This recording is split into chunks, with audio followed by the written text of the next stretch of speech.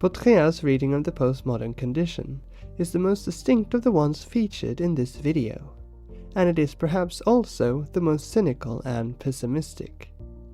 His perspective is drawn particularly from analysis of the media and the forces of production.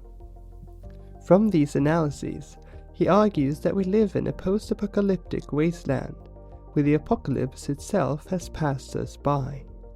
The nature of this wasteland, which he calls the desert of the real, is that the very distinctions between reality and the simulated have disappeared. To fully grasp this, let's take a step back and look more broadly at what led him to this conclusion.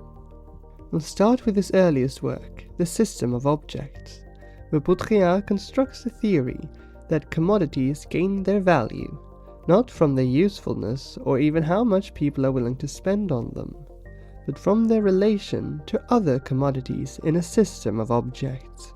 His point is easily illustrated by an anecdote about black pearls from psychologist Dan Ariely's book Predictably Irrational. In 1973, Salvador Asiel, also known as the Pearl King, went into business with a young Frenchman called Jean Baudrillard, and together they introduced black pearls into the world market. But the pearls didn't sell. No one wanted gunmetal grey pearls hanging around their necks. But Asiel was a clever man. Though I doubt he had read Baudrillard, he had picked up on some of the same tendencies Baudrillard was analysing around the same time.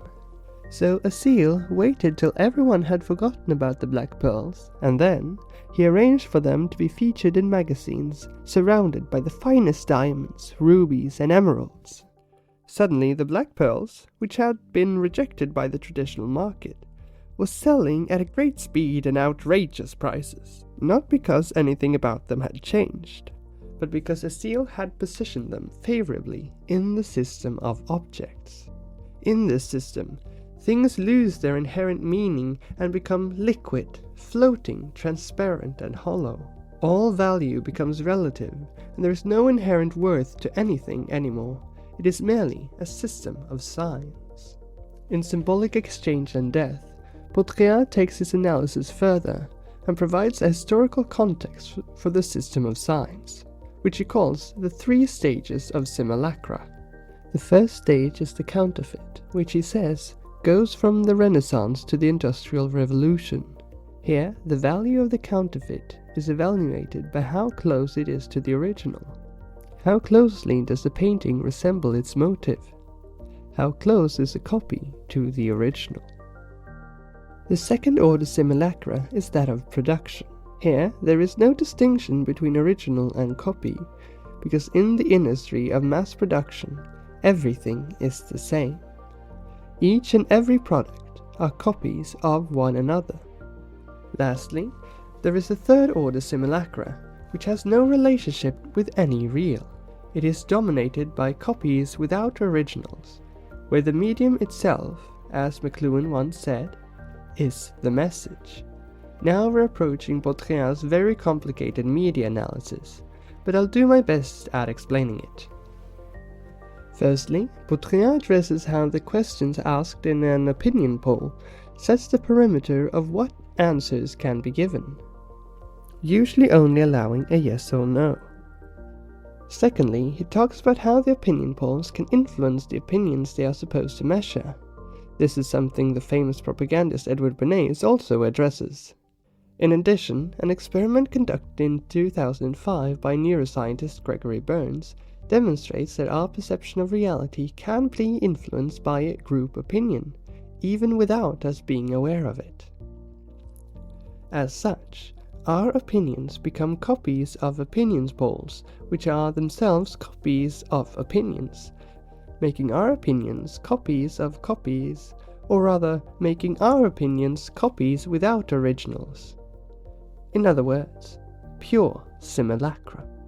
Baudrillard broadens his analysis into all of media, for example, television. The things we see on TV have to correspond to the things we like, otherwise we wouldn't watch it. But, at the same time, what we like is influenced by what we see on television. making our likes and dislikes into pure simulacra. I have a very good little anecdote which illustrates exactly how the Baudrillardian simulacra works, and ironically, it comes from an HBO sitcom. Just to give you the necessary context, the sitcom takes place in the far future aboard a space cruise ship. One day, an accident causes the death of the chief engineer and also knocks the ship off course, so they won't be back on Earth for 5 years, meaning they'll all likely die of starvation. The second-in-command engineer rushes to find the captain and figure out what to do about the crisis, only to find out that the captain is an actor hired to give assurance to the passengers, and the real captain is actually the dead guy. Now, the engineer and the fake captain have to work together to resolve a number of crises, though they often only make things worse. Anyway, here's the anecdote. In Season 2, the people back on Earth have done the most human thing possible about this ongoing disaster. They've made a soap opera about it. And here is the best thing. That soap opera is being broadcasted onto the ship, so the passengers are watching a soap opera about their own lives. Naturally, in the soap opera, the captain is portrayed as handsome, competent, and, in other words, opposite of the truth. Now, at a certain point, the passengers learn that the captain is a hired actor and they revolt, which ends in an election where they're supposed to elect their new leader. Someone nominates the TV representation of the captain for the election, and when he wins, no one really knows what to do. Then, everyone turns to the real captain and realizes he could become his TV representation. So they pick him up, put him in a chair, and turns him into a simulation of his own simulation. A copy of his own copy. That is to say, a copy without an original. It would be inaccurate to say that the real captain is gone. After all, he is still there. Rather, it is the very distinction between the real captain and his representation that have disappeared. This is pure simulacrum. This is hyper-reality. Two other content creators, Olivia Sun and Plastic Pills, have both made videos about hyper-reality in the context of love. Olivia talked about it in context of rom-coms and sitcoms, where we imitate the depictions of romance, which are themselves imitations of romance, making our practice of romance into imitations of imitations, copies without originals. Plastic Pills goes even further in using Baudrillard to analyze The Bachelor, talking about how The Bachelor, an imitation of love under highly artificial circumstances, shapes our expectations for so-called true love, making our expectations hyper-real.